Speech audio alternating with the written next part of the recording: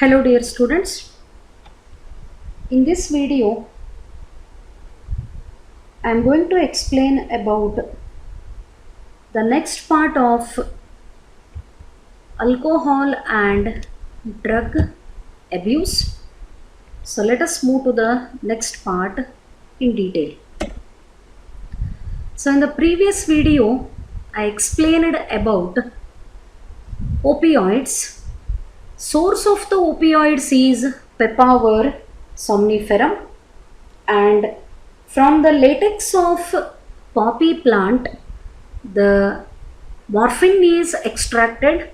When morphine is subjected to acetylation, it produces heroin, and heroin is white, odorless, crystalline, bitter compound. This acts as depressant. Morphine acts as a sedative, painkiller. Usually it is used in the surgeries. So about the opioids I explained in the previous video. Let us move to the next group of drugs, that is cannabinoids. Cannabinoids are the group of chemicals which interact with cannabinoid receptors. Body ಒಳಗೆ ಹೆಂಗೆ opioid receptors ಅವ ಅಂತ ಹೇಳಿದ್ದೆ, in the CNS as well as in the gastrointestinal tract. ಅದೇ ಥರ cannabinoids body ಒಳಗೆ ಎಲ್ಲಿ interact ಮಾಡ್ತಾವ with the cannabinoid receptors. Again they are also present in the brain. ಈ ಕೆನಬಿನಾಯ್ಡನ್ನು ರಿಸೀವ್ ಮಾಡಿಕೊಂಡು ಅದರದ್ದು ಪ್ರಾಸೆಸ್ ಅಥವಾ ಅದರದ್ದು ಇಫೆಕ್ಟನ್ನು ಎಕ್ಸಿಬಿಟ್ ಮಾಡಬೇಕು ಅಂದ್ರೆ ಈ ಕೆನಬಿನಾಯ್ಡ್ ರಿಸೆಪ್ಟಾರ್ಸ್ ಪ್ರೆಸೆಂಟ್ ಇರಬೇಕು. And these cannabinoid receptors are present principally in the brain ಒಳಗೆ ಇರ್ತಾವೆ. And here you can see the chemical structure of cannabinoid. The cannabinoid chemical carbon skeleton, it is represented like this. Try to make the practice of this one also. Then natural cannabinoids are obtained from inflorescence of the plant Cannabis sativa. Yes, the source of cannabinoids is Cannabis sativa. ನೆನ್ನೆನೂ ಒಂದು plant ಹೆಸರೇ ಬಂತು. What is that? Papaver somniferum. Like that, the cannabinoids are also obtained from inflorescence. ಅಂದರೆ bundle of the flowers. ಯಾವ ಪ್ಲಾಂಟ್ದ flower bundle? Cannabis sativa. This is commonly called hemp plant. ಇದನ್ನ hemp plant ಅಂತ common ಆಗಿ ಕರೀತಾರೆ. The flower tops ಅಂದರೆ young flowers plus leaves and resin, ಆ plant ಒಳಗೆ ಬರುವಂಥ ಒಂದು secretion resin of cannabis plant are used in various combinations to produce the different cannabinoids. Flower ಟಾಪಿಂದ ಅಂದರೆ ಯಂಗ್ ಫ್ಲವರ್ಗಳ ತುದಿಗಳಿಂದ, ಲೀವ್ಸಿಂದ ಈ ಕೆನಾಬಿಸ್ ಸಟೈವಾ ಪ್ಲಾಂಟಿಂದ ಬರೋವಂಥ ರೆಸಿನ್ದಿಂದ ಬೇರೆ ಬೇರೆ ಥರದ ಕೆನಬಿನಾಯ್ಡ್ಗಳನ್ನು ಪ್ರೊಡ್ಯೂಸ್ ಮಾಡ್ತಾರೆ. So one thing is confirmed here, the cannabinoids are obtained from the plant source cannabis sativa. Cannabis sativa ಅನ್ನೋವಂಥ ಒಂದು ಪ್ಲಾಂಟಿಂದ ಈ ಕೆನಬಿನಾಯ್ಡ್ಸನ್ನು ಪ್ರಿಪೇರ್ ಮಾಡ್ತಾರೆ. ಅದು ಫ್ಲವರ್ ಟಾಪ್ ಆಗಿರಬಹುದು, ಲೀವ್ಸ್ ಇರಬಹುದು, ಅಥವಾ ರೆಸಿನ್ ಕೂಡ ಇರಬಹುದು. And what are the examples of cannabinoids? ಈಗ ಓಪಿಯಾಯ್ಡ್ಸಿಗೆ ಹೆಂಗೆ ಎಕ್ಸಾಂಪಲ್ ನೆನ್ಪಿಟ್ಕೋತೀರಿ, ಹಾಗೆ ಕೆನಬಿನಾಯ್ಡ್ಸಿಗೂ ನೆನ್ಪಿಟ್ಕೋಬೇಕು. And the example for cannabinoids are marijuana, hashish, charas and ganja. 4 example: marijuana, hashish, charas and ganja. These are the 4 examples belonging to the cannabinoids, and all of them are obtained from the plant source Cannabis sativa. ನನ್ನ ಪ್ರಶ್ನೆ, ಈ ಕೆನಬಿನಾಯ್ಡ್ಸನ್ನು ಹೆಂಗೆ ಬಾಡಿಗೆ supply ಮಾಡ್ಕೋತಾರೆ? How it is taken in to the body? By inhalation. ಈಗೇನಾರೆ nose block ಆದರೆ during cold ನಾವು ಹೆಂಗೆ ವಿಕ್ಸನ್ನು ಇನ್ಹೇಲ್ ಮಾಡ್ತೀವಿ ಅಂದ್ರೆ ಅದರದ ಸ್ಮೆಲ್ಲನ್ನು ಒಳಗೆ ತಗೋತೀವಿ, that is inhalation and oral ingestion. ಡೈರೆಕ್ಟಾಗಿ ನಾಲ್ಗೆ ಮೇಲೂ ಉದುರಿಸ್ಕೋತಾರೆ. ಇನ್ಹ್ಯಾಲೇಷನ್ ಆ್ಯಂಡ್ ಓರಲ್ ಇಂಜೆಷನ್ ಅಂದರೆ ಬಾಯಿಯಿಂದನೂ ಕೂಡ ಇದನ್ನು ಬಾಡಿಗೆ ಸಪ್ಲೈ ಮಾಡ್ಕೋತಾರೆ. These are known for their effects on cardiovascular system of the body. ಈ ಕೆನಬಿನಾಯ್ಡ್ಸು ಹಾರ್ಟ್ ಮೇಲೆ, blood vascular system, cardiovascular system ಮೇಲೆ ತಮ್ಮ ಇಫೆಕ್ಟನ್ನು ಪ್ರೊಡ್ಯೂಸ್ ಮಾಡ್ತಾವೆ. So here you can see the cannabis sativa. This is the plant Cannabis sativa, and this is the source of all the cannabinoids such as marijuana, hashish, charas and ganja. And ಕೆಲವು ಕೆನಬಿನಾಯ್ಡ್ಸ್ನ ಈ flower ಟಾಪ್ಸಿಂದ extract ಮಾಡ್ತಾರಂತ explain ಮಾಡಿದೆ. So one more image I would like to show. This is the flower top. These are the leaves of Cannabis sativa. And this is the bunchy inflorescence, flower tops. ಈ ಭಾಗನೂ use ಮಾಡಿಕೊಂಡು and ಅದರಿಂದ ಬರೋವಂಥ ರೆಸಿನ್ನ use ಮಾಡಿಕೊಂಡು ಏನು produce ಮಾಡ್ತಾರೆ, the different types of cannabinoids are produced. Try to remember this part is very important from the point of examination. Source of the cannabinoids, Cannabis sativa, and what are the different examples for cannabinoids? Marijuana, hashish, charas and ganja. So here you can see some images. This is of marijuana, this is hashish, how it is prepared, how it appears. Then ganja, usually it is smoked. Then this is charas. All these are the different types of cannabinoids. Marijuana, hashish, charas, ganja. The source of all these cannabinoids is Cannabis sativa. Then moving to the next drug, it is coca alkaloid, or very popularly known as cocaine. ಇದಕ್ಕೆ coca alkaloid ಅನ್ನೋದಕ್ಕಿಂತ ಹೆಚ್ಚಾಗಿ cocaine ಅಂತಲೇ ಕರೀತಾರೆ. Then what are the details with respect to cocaine? ನೋಡ್ರಿ, once again, it is obtained from coca plant. The biological name is erythroxylum coca. Opioids, papaver, somniferum. Then cannabinoids, Cannabis sativa, cocaine, erythroxylum coca. Erythroxylum ಕೋಕಾದಿಂದ ಈ ಕೊಕೇನನ್ನು extract ಮಾಡ್ಕೋತಾರೆ. And this plant is native to south America. The erythroxylum coca, this plant is native to south America. South America ಒಳಗೆ native of south America. The plant name is Erythroxylum coca, and from this one the coca alkaloid or cocaine is obtained.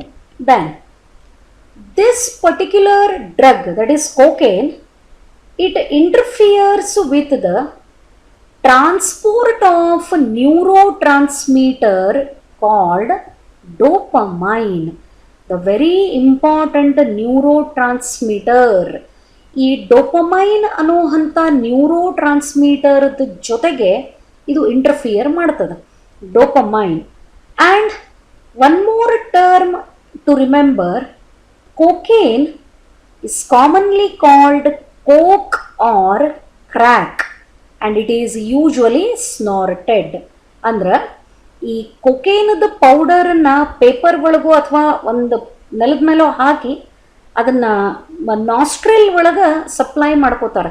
ಒಂದು ಈ ಥರದ್ದು ಹಿಂಗೆ paper roll ಮಾಡಿ ಅದನ್ನು ಹಿಂಗೆ ಮೂಗಿಗೆ, ಈಗ ನಶ ಏರಿಸ್ಕೊಳ್ಳೋದು ಅಂತಾರಲ್ಲ ಆ ಥರ, ಇದನ್ನು ಬಾಡಿಗೆ ಥ್ರೂ ದ ನಾಸ್ಟ್ರಿಲ್ ಸ್ನಾರ್ಟಿಂಗ್ ಮಾಡಿ ಸಪ್ಲೈ ಮಾಡ್ಕೋತಾರೆ. And cocaine is commonly called coke. And this particular cocaine, it interferes with the neurotransmitter called dopamine.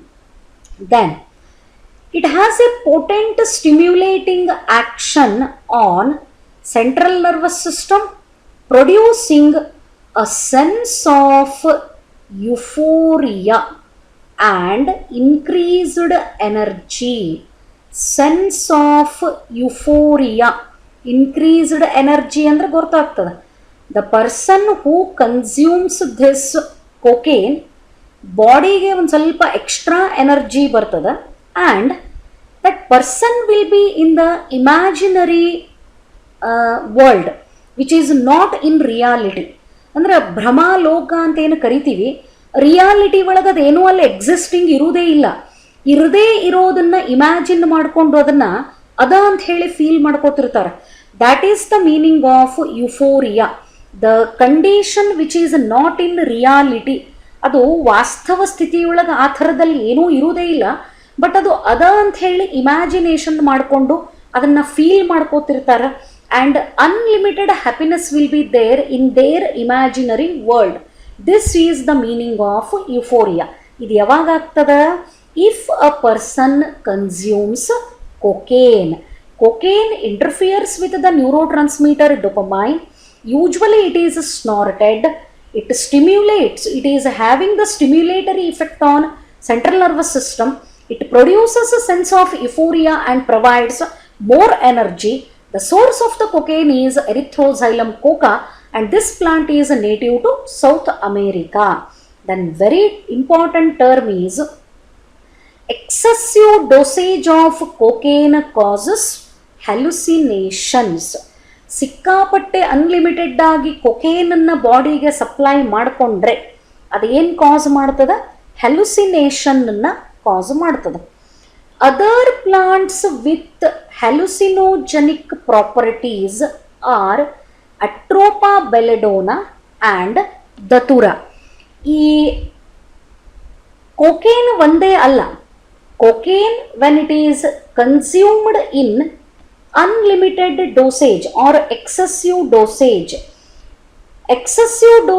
ತಗೊಂಡಾಗ ಅದು ಹ್ಯಾಲುಸಿನೇಷನ್ ಅನ್ನ ಕಾಸ್ ಮಾಡ್ತದೆ.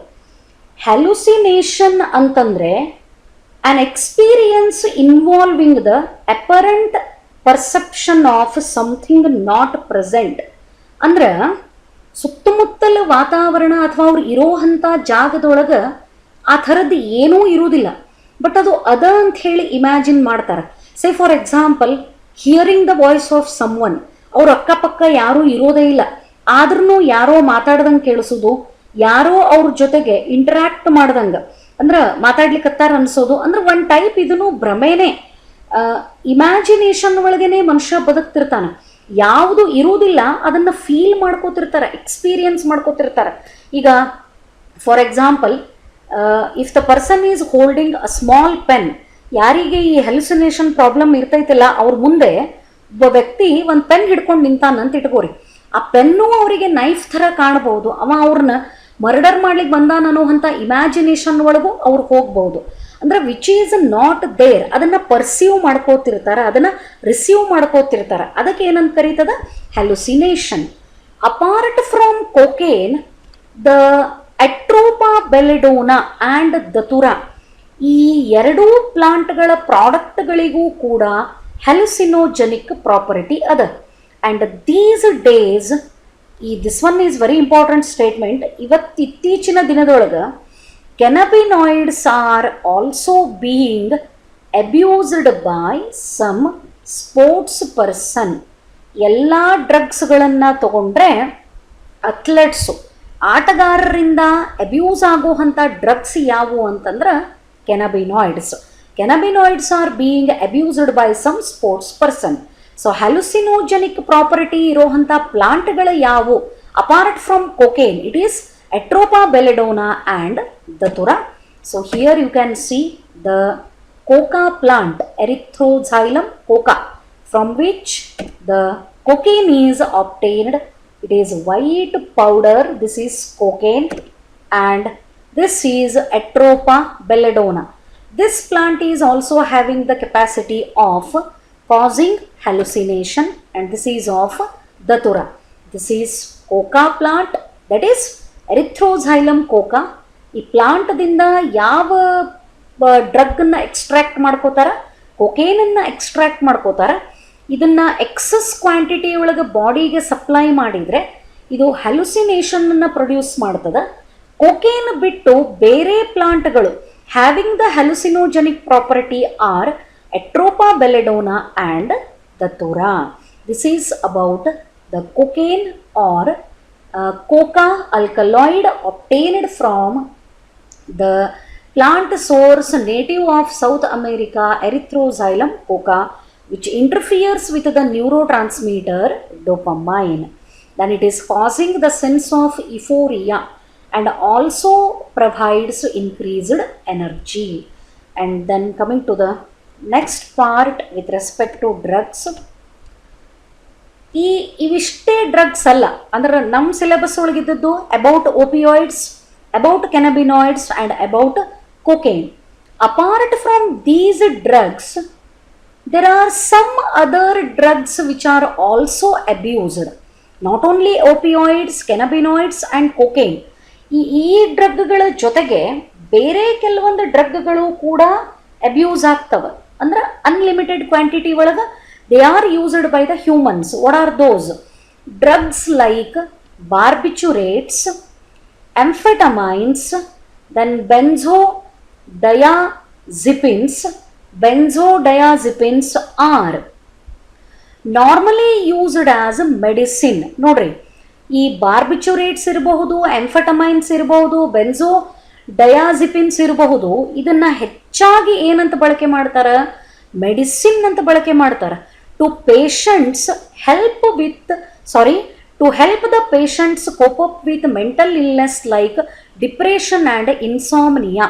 ಇನ್ಸಾಮ್ನಿಯಾ ಅಂದ್ರೆ ನಿದ್ರಾಹೀನತೆ, ಸ್ಲೀಪ್ಲೆಸ್ನೆಸ್, ಒಟ್ಟ ನಿದ್ದೆನೇ ಬರ್ತಿರುವುದಿಲ್ಲ. ಆ್ಯಂಡ್ ಡಿಪ್ರೆಷನ್, ಒಂಥರ ಮಾನಸಿಕ ರೋಗಿಗಳು ಏನಿರ್ತಾರೆ ಇವರಿಗೆ ಆ್ಯಕ್ಚುಲಿ ಈ ಡ್ರಗ್ಗಳನ್ನು ಮೆಡಿಸಿನ್ ಅಂತ ಯೂಸ್ ಮಾಡ್ತಾರೆ. ಬಟ್ ನಾರ್ಮಲ್ ಇರೋಂಥ ವ್ಯಕ್ತಿಗಳು, ಅಂದರೆ ಯಾರಿಗೆ ಮೆಂಟಲ್ ಇಲ್ನೆಸ್ ಇಲ್ಲ, ಯಾರಿಗೆ ಡಿಪ್ರೆಷನ್ ಇಲ್ಲ, ಯಾರಿಗೆ ಇನ್ಸಾಮ್ನಿಯಾ ಇಲ್ಲ, ನಿದ್ರಾಹೀನತೆ, again I am telling insomnia means sleeplessness, ನಿದ್ದೆ ಬರದೇ ಇರೋ ಸ್ಥಿತಿಗೆ ರೀಚ್ ಆದರೆ ಇನ್ಸಾಮ್ನಿಯಾ ಅಂತ ಕರೀತಾರೆ. ಮತ್ತು 1 ದಿವಸ 2 ದಿವಸ ನಿದ್ದೆ ಬರಲಿಲ್ಲ ಅಂದರೆ ಇನ್ಸಾಮ್ನಿಯಾ ಅಂತ ತಿಳ್ಕೊಬೇಡ್ರಿ.